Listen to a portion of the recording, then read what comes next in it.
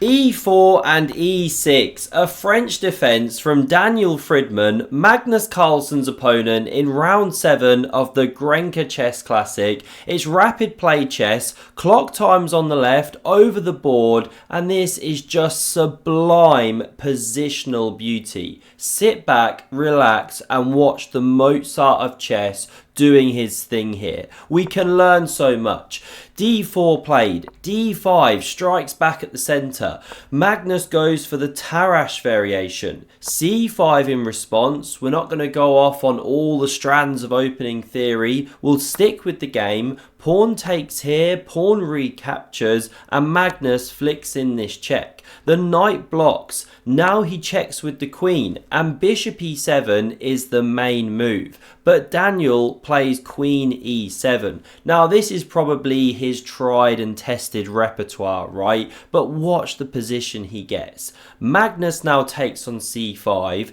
The queens come off the board. Knight recaptures. Bishop takes. Knight b3, hitting the bishop. It drops back, and let's take stock. Black has the IQP, isolated queen's pawn. Now that can give attacking chances, but it can also become a weakness, especially as the game develops and more pieces get traded. So that's what white is aiming to do, as well as blockade the square in front of the pawn. Going in for this against Magnus is brave. So we get bishop d2 from Magnus.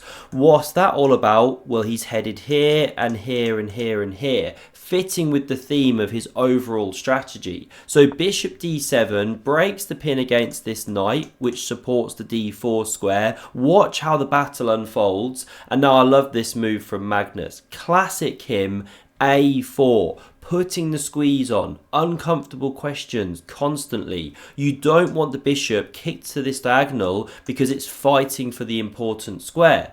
So a6 puts a question to that bishop, which now takes on c6. Now this might seem counterintuitive, because although you remove a defender of the square, hang on, aren't you letting black repair the structure? Well, this is the problem with this. a5 now comes, bishop a7, but bishop b4, and there's a new problem. You're dominating the c5 square. Now if you could flip this construction, bishop e6, stick a knight here and here, then black would be doing okay. Or if you could get a knight to e4 or something in that last variation, but you're just not in time. c5 was getting dominated. Apologies, clicked away. So instead we get bishop takes on c6, accepting the rubbish pawn, but okay, activating these, and sometimes black just sacrifices the pawn simply to open the bishop.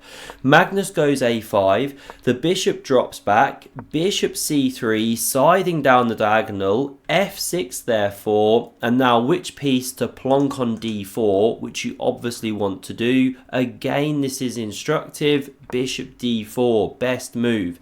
If black trades, you're in a world of pain, because this knight recaptures, dominating this miserable bishop, and then the second knight headed for c5, whereupon b7 gets weak, and obviously this pawn's got such a bind. So that's why bishop b8. Both players fighting positional fire with fire. I love it. So castles queenside from Magnus. Yes, he's pushed a pawn over there, but it's not so dangerous, right? He's got all his pieces defending the king. Knight h6 now, headed for f5. Good move. So bishop b6 from Magnus, clearing a knight to hop to the square and dominating the d file, where black maybe wants to protect the pawn later on. So king f7, very natural. Knight e to d4, wonderful setup on that blockading square. Knight g4 now played, and honestly, just watch an artist at work, because this pawn is attacked. I mean, ask yourself, how would you defend it? There's a threat to fork the rooks, right? If you go rook d2, big problem. Bishop f4 comes, pin and win, right? That one's no good. If you go rook f1, well, black can even take here, supported by this one from miles away, and you are picking up a tempo on the rook, that kind of thing. So there's a bit of a problem going on. So what does Magnus do? He takes on c6, and it's just the kind of move when you study positional chess that you sort of bulk at, because you're giving up this amazing knight for this terrible bishop. Why is Magnus doing this? Well, watch the follow-up. He plays this explosive move I just wouldn't even consider, right? Pawn to c4, one absolutely fantastic one, ripping open the structure. This game isn't about swashbuckling sacrifice, right? This is what Magnus has made a career on, just these insane positional masterpieces. The longer you play chess, the more you appreciate this stuff, right? I've had a few beers, so I'm getting carried away, apologies.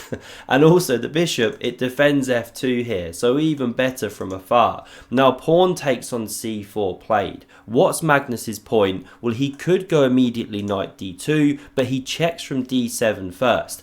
And without going through all the lines, if the king steps this way, then you've got problems with dropping the g7 pawn, plus the knight could hop in if you come here. Not ideal, right? So king g6, best move. Now knight d2, the pawn under fire, and so here black goes for bishop f4. Knight e5 immediately, very playable, defending, hitting the rook also.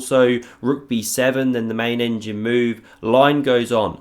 But Daniel goes for bishop f4, looking for an improved version. The knight now pinned, so king c2, now knight e5, hitting the rook, defending the pawn. So Magnus drops back to d4, hits that bishop, and if you retreat it somewhere like this, well, knight takes on c4 and white's doing great. So that's why capture's played. Best move, king recaptures, and now you'd love to go rook h to d8, right? Challenge the d file, but of course this bishop is an absolute nightmare, covering the square. So Daniel finds the absolute best move, love this one. He goes c5 to distract this bishop, really nice play. Knight d3 also playable, by the way. Gets really tricky though, because you're kind of playing without the rooks. Sometimes the knight's getting trapped, you know, it's risky. So this one on the board, Magnus does take the pawn. It's not absolutely forced, but he goes for it. Knight d3 otherwise coming, like mentioned. It gets very tricky, and now here Daniel doesn't play in the best manner. He goes rook a c8, got some very nice points to it, but more prudent was challenging the d file, which seemed to be the original point, but he doesn't do that one. Knight d3, also very interesting, but this one selected. Now the bishop moves, and c3 check is Daniel's point. Why is he chucking a pawn? Again, there's some very long, complex lines, but it's not always so easy to hold on to that pawn. So instead, what he wants to do is allow Magnus to take, yes, but activate his rooks and gang up on this weak-looking pawn on c3. Now, knight c4 check is a threat. Then it bounces back, takes the bishop, and obviously the rook is now on the b6 square as well. So you'd win that a pawn, which becomes a b pawn. So rook b1 from Magnus, responding to the threat. You can immediately check, but Daniel doubles the rooks. He's on the pawn. Magnus covers. Now we get a move, suboptimal, not the best, but this is what Magnus does right. He gets you to crack. You know, check is best. Then h5, according to the engine. Yes, you're a pawn down, but it's not so easy for white to be making progress here. But what we see played is rook e6, but after king c2, now knight c4, there's rook b4, and Magnus is turning the screw. Because where's the knight going? Do you want to take here, give the pass pawn? Well, this one's defended, but now king b3, and black's hand is forced into that bad variation. Now knight e5, top engine move, but then the c pawn can truly start running. So we see takes here, pawn recaptures. Hang on, isn't Magnus just losing that pawn? Well, yes, but watch this for a sequence. So we get c4, the pawn drops off the board, and now test your skills here, right? Endgame tactics, so important. This is where so many of us just crumble like an apple and peach crumble, right? Which is what I had earlier. Delicious, made by my wife's nana. Because how do you proceed in these tactical endgame situations low on the clock? It's not easy. Well, what we see played by Magnus Carlsen is the superb pawn to c5 here. What a move that is. If the rook captures, then this rook drops, so that's not playable. And if takes here with check, then of course you don't play like a donut and capture there. You capture with the king instead. You don't want to be stood there saying ich bin ein Berliner, right? Famous quote from JFK. Now what to do, because this pawn is a monster. If you march the king like this, you're running into some d7 check stuff. Very tender on g7, like a baby lamb. So f5 played instead. King c4 now though from Magnus. King f6, but the white monarch way too fast. Get out that c6 square and the pawn advances. Magnus just turning the screw. He's a magician, right? Rook d8 check, king c5, and as usual, he's in time with all the tempos. If you take, well bang, you've entered a bad endgame. This is simply lost. Yes, you get your king there in time, but look at the domination. Let's just flick through a few moves just for some fun. Show the domination. The king would be stalemated, but the f pawn runs and you make a checkmate just in time. So no good to swap the rooks here. We see rook c8 played instead, f4, and Daniel, miserable, resigns the game. I mean, Magnus has made a career on these phenomenal masterpieces. Why does he resign? Well, the king's marching him right.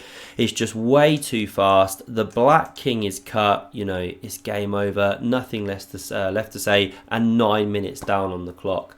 I hope you enjoyed. Happy Easter Saturday and Easter Sunday tomorrow. Hope you enjoy some eggs if that's your thing. If it's not, hope you have a great Sunday. Thanks very much for watching, and do hit that subscribe button to never miss a Magnus Carlsen, an epic chess game. I will cover other chess players soon, I do promise. Candidates tournament starting Tuesday, 4th of April. Cannot wait for that one. Thanks a lot and see you soon.